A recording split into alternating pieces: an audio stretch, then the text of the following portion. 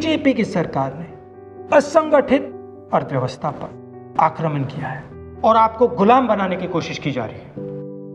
2008 में जबरदस्त आर्थिक तूफान आया, पूरी दुनिया में आया, अमेरिका में, जापान में, यूरोप में, चाइना में, सब जगह आया।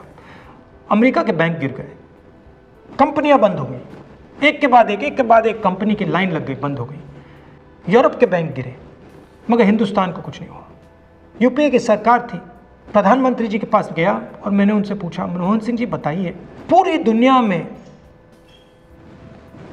आर्थिक नुकसान हुआ है, हिंदुस्तान को कोई असर नहीं हुआ, कारण क्या है? मनमोहन सिंह जी ने कहा, राहुल, अगर हिंदुस्तान की अर्थव्यवस्था को समझना चाहते हो तो यह समझना होगा कि हिंदुस्तान में दो अर्थव्यवस्थाएं हैं।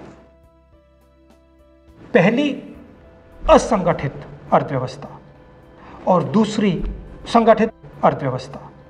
संगठित अर्थव्यवस्था में बड़ी कंपनियां, नाम आप जानते हो।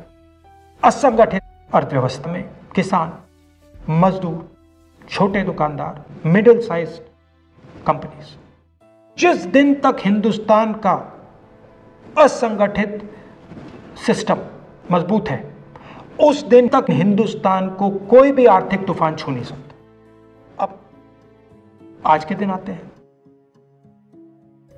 पिछले 6 साल से बीजेपी की सरकार ने असंगठित अर्थव्यवस्था पर आक्रमण किया है।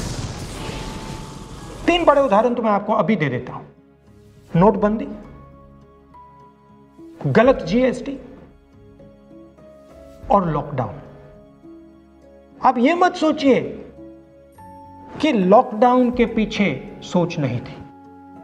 यह मत सोचिए कि गलती से आखिरी मिनट पे लॉकडाउन कर दिया गया है। इन तीनों का लक्ष्य हमारे इनफॉर्मल सेक्टर को खत्म करने का है।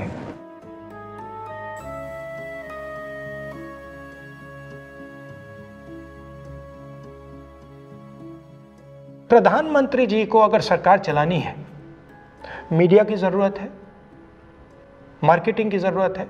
मीडिया और मार्केटिंग 15-20 लोग करते हैं। इनफॉर्मल सेक्टर में पैसा है, लाखों करोड़ रुपए, जिसको ये लोग छू नहीं सकते।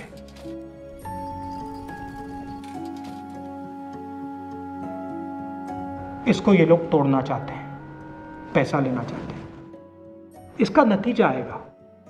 नतीजा ये होगा कि हिंदुस्तान रोजगार पैदा नहीं कर पाएगा। क्यों? क्योंकि इनफॉर्मल सेक्टर 90% से ज्यादा रोजगार देता है।